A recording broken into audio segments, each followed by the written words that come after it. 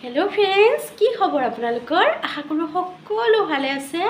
আৰু আমি ভালে আছো নতুন এটা ভিডিঅলৈ স্বাগতম জনাইছো আপোনালোকে নাস্তা কৰিলে নে নাই বাৰু আৰু আজি মই কি বনাব ওলাইছো দেখাই আছো ৰব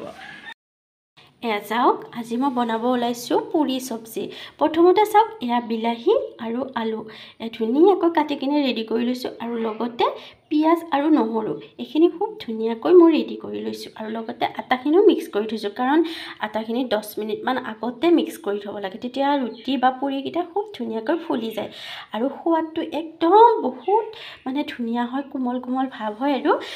ইফালে চাওক মই যে যোৱা শনিবাৰে দেখাইছিলো আপোনালোকক বজাৰখন তাৰ পৰাই আনিছিলো মানিমুনি আৰু ইফালে চাওক একদম ধুনীয়া জলকীয়া আৰু ইফালে নহৰু ইফালে পিয়াজ ধুনীয়াকৈ ৰেডি কৰি লৈছো আৰু ইফালে মিক্সিত মাৰটো ৰেডি কৰি লৈছো